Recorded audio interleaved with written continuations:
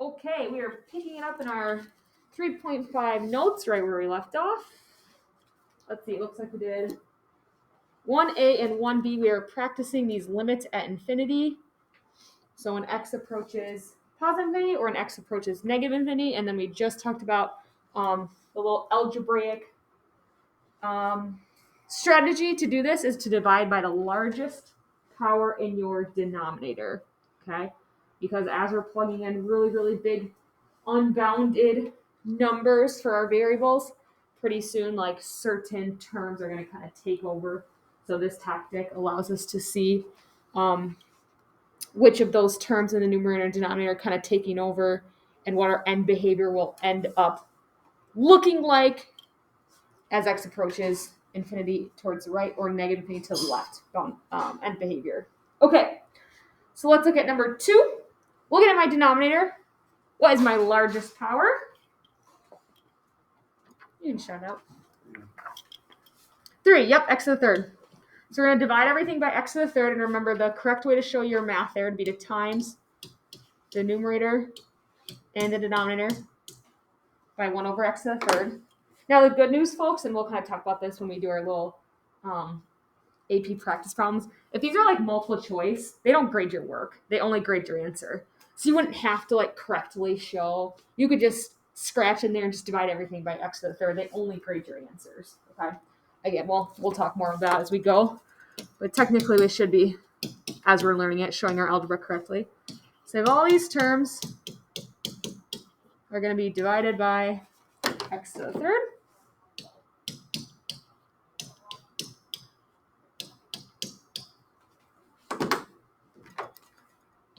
And same thing in my denominator.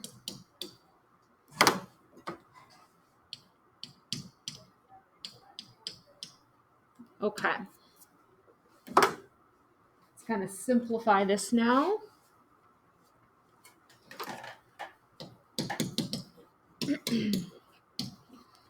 So here, I'd be left with 3 over x.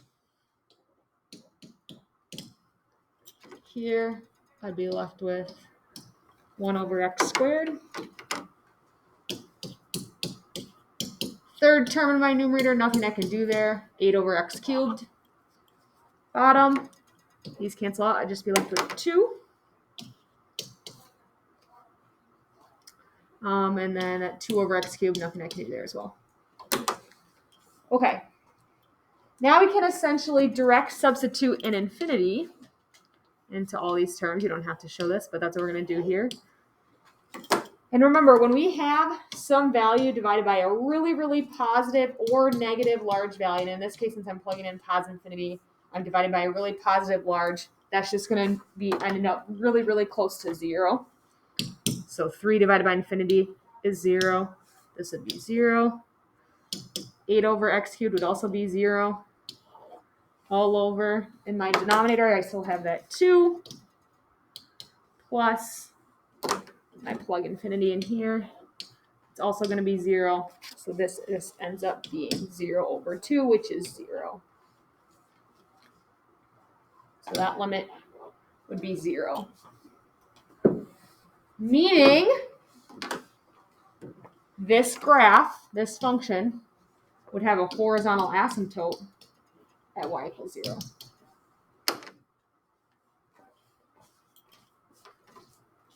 So I don't really know exactly what the curve looks like, but I do know that the right end behavior, because this is as x approaches positive infinity, that it's approaching 0. So I don't know whether it's coming up here and approaching 0, or it could look something like this.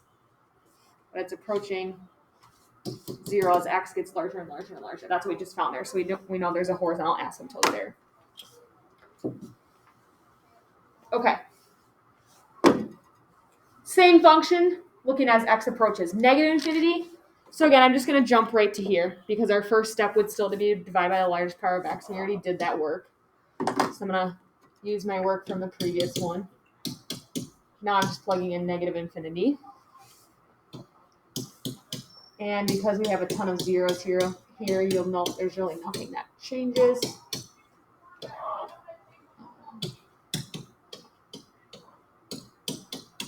When I plug in negative infinity for all these x's. Is this for 2b or 2a? 2b. It's the same function, but now it just says x approaching negative infinity. So that's what I was saying, like, we don't need to go through the whole steps of dividing by the largest power in x because it's the same exact function and we already did that work. Now we're just technically plugging in negative infinity. But as I was just saying, it doesn't matter whether that value on the bottom is positive or negative, large number, it's still going to be going off to 0. So 3 over negative infinity is still 0. That second term is still 0. The top is still 0 over 2 plus 0. So this is also going off towards 0 for the left end behavior in the negative infinity direction. Okay.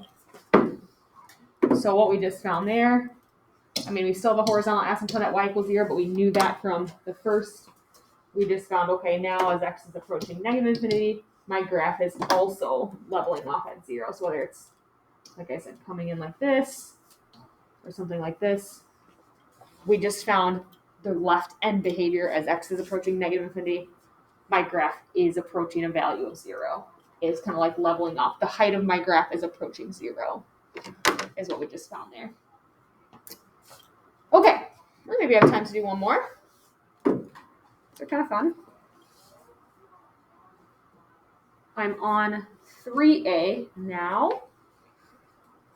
All right, looking at my function here, 5x to the 3 halves divided by 4x squared plus 1. So my largest power in the denominator would be x squared. So I'm going to divide each term by x squared.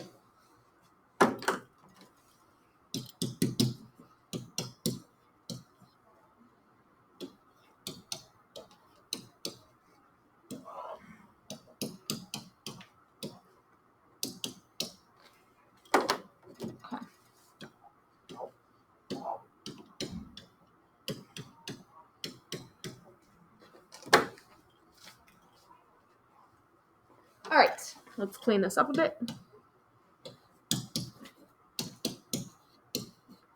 Ooh, good review over exponent properties. So when you're dividing your exponents, you would subtract those. So 3 halves minus 2 would be like negative 1 half. So that's the same as 5 over x to the 1 half. Okay, I already looked at that algebra. Here, those would cancel. We just go up to 4. Here, nothing I can do. 1 over x squared.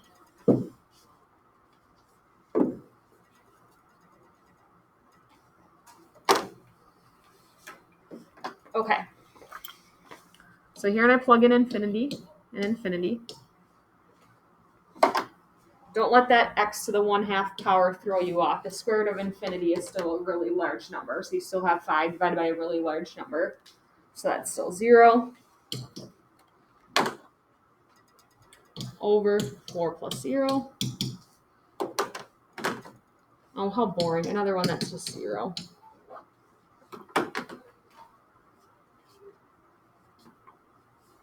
Okay. Meaning, this graph would have the horizontal asymptote where? Y equals 0. Yep.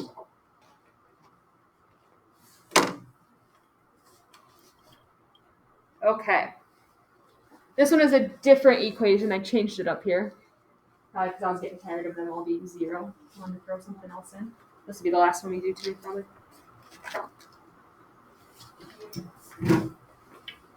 How can I rewrite the square root of x as an exponent? X to the 1 half. Good, x to the 1 half. So technically the highest power in my denominator is x to the 1 half. So that's what I'm going to have to divide every term by, is x to the 1 half. Okay. Same with like multiple choice limit problems. You don't have to carry down your limit notation because again, they don't grade your work. But on free response ones, you would get depth points for that. That's why we're practicing those good habits.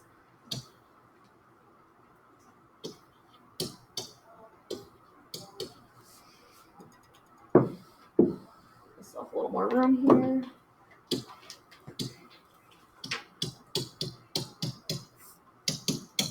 Okay, so I'm going to And divide those all by x to the 1/2.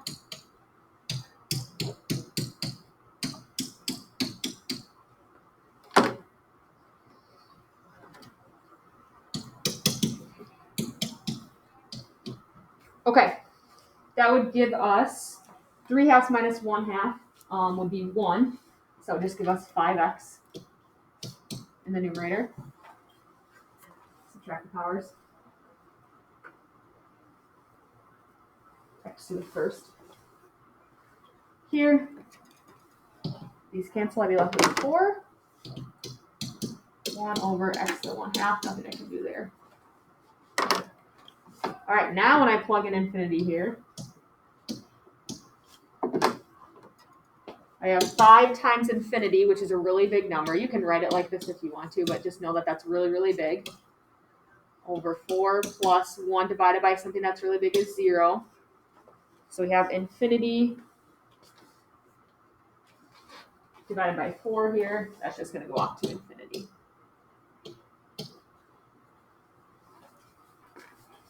Okay. So no horizontal asymptote in that case. Let's see, we just checked the right end behavior. So that means that function, as x is approaching positive infinity, is just going to be going up to infinity, right? No asymptote. It's not leveling off to a value. Okay, I think we do have time to do these two, actually. These aren't bad. So sometimes we might not have a polynomial in our denominator, when you're like, okay, well, so what's my largest power? Is it still e to the x, or what do we got here? So this is when you kind of have to know what dominates what's going to grow quicker. So think of a polynomial function like x to the 5th. Okay, we know those grow relatively fast. Like cubics kind of look like this, but x to the 5th are kind of similar. They grow something like this. Exponential functions, though, those grow really, really, really, really, really quickly. Like if you ever hear somebody say that grows exponentially fast, or that's exponentially quick, it grows really, really fast. Okay? So you can go through, and I encourage you to do this, actually plug in infinity. We have infinity to the power of 5 divided by e to the power of infinity, if I just direct substitute infinity in for x. So you kind of have to ask yourself, which one's larger? And I know it's weird because you're like, infinity is huge. So if I have infinity to the power of 5 or e to the power of infinity, that exponential 5e to the power of something really, really, really, really large, that's going to be bigger. That's going to grow faster. So this kind of goes back to what it ends up behaving like is the term that kind of dominates it, that's growing faster. So this right here is larger. This term kind of dominates. So this would be 0 because we technically have a value divided by a larger value. So that one's 0. Okay. Sorry, went a little over time. I should have stopped what I originally thought. Okay. We'll pick that up and I can re-explain that one too. And I'll see you all for RTI. You really excited about the limit problem? Stop my recording.